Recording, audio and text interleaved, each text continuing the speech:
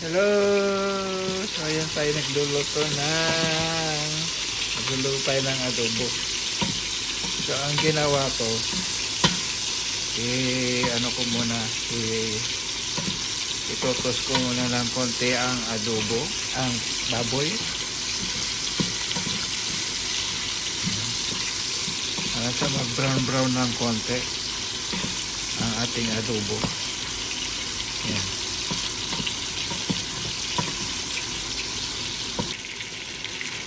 Ayan, at medyo brown na siya. Lagay natin ang luya. This time ang aking adobo ay maglalagay naman ako ng luya.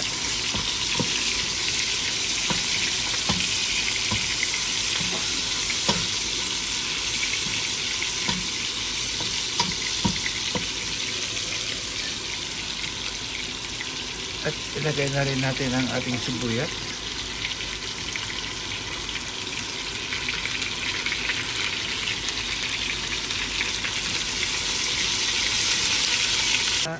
Ngayon isusunod natin ang ating bawang.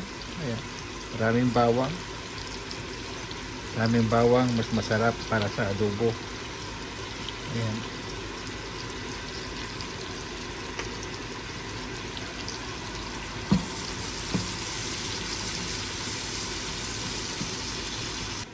At isunod na natin ngayon ang ating pakpak ng manok. Ayan.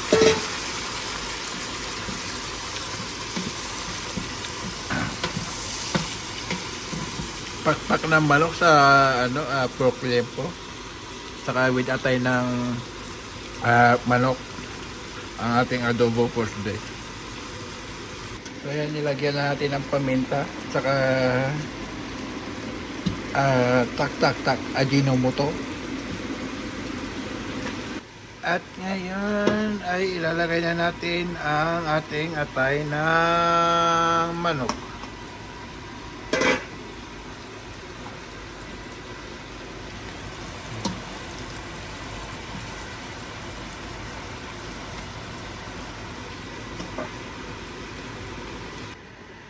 So ayan mga kainday, at pag nagluluto ako ng adobo or ng may soy at saka suka, ayan, hinahalo ko muna siya rito.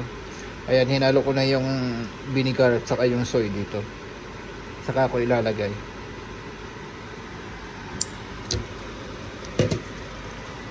Saka ako ngayon ilalagay.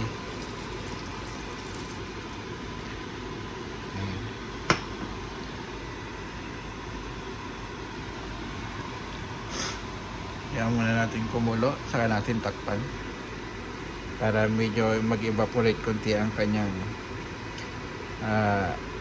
spirit ng amoy ng kilikili, asim. So yan, update tayo sa aking nilulutong adobo. Ayan, hanggang ngayon ay pinapatuyuan ko pa. Ayan. At yan, meron tayong gulay.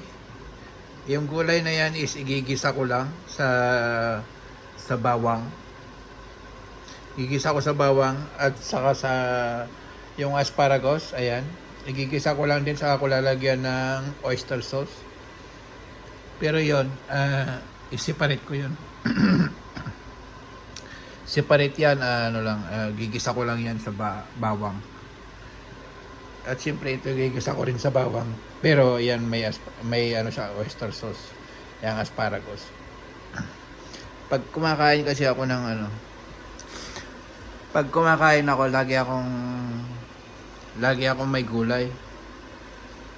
Kahit na kahit na nilalaga ko lang or ginigisa lang, laging may gulay. Ayan. At ang anak ni Mayora, baby Mayora, ayan. Bumaba na ang baby Mayora at parang gutom na yata. Ayan. Pupunta na ng kitchen yan. Magtitingin na ng makakain yan.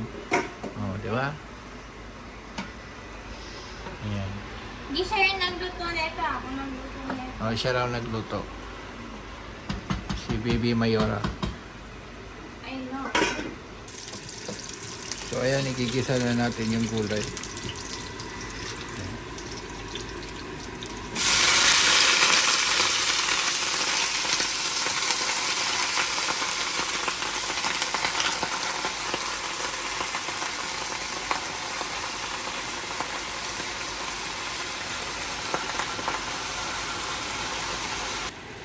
ayan siya at lalagyan na natin ng hipon.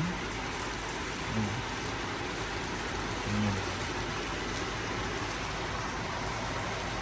Natin ang dalawa.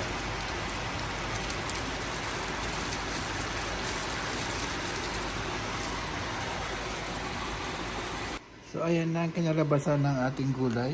Ayan. Ganyan lang kasimple. At titikman natin. It's mainit.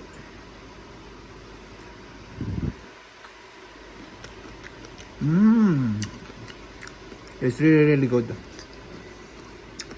One more. Hipon.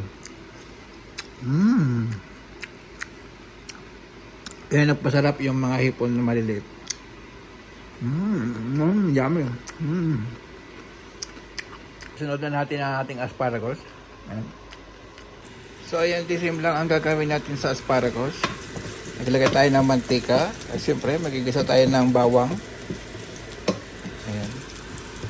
Pag-brownin lang natin ng konti, saka natin lagay yung asparagus. Ganun lang kasimple, mga kaindoy. At ito na nga, huwag na natin patagalin. Lagay na natin ang asparagus. Ayan. Yun.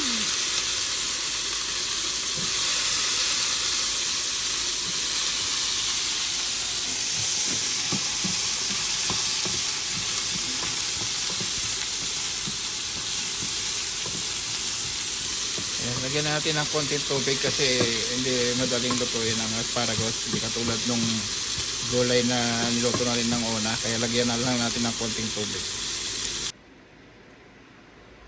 So ayan, at luto na rin ang ating asparagus. Ayan siya. Ayan, luto na ang ating asparagus. Ayan. Tsaka ayan, ang ating gulay for today. Of course, may adobo tayong pinaghalo ko, adobong pakpak ng manok, atay ng manok, saka liempo ng baboy, pork liempo. Ayan, pork belly. Ayan. So, ayan ang ating dinner for today. For tonight. Ayan. We have that adobo plus that.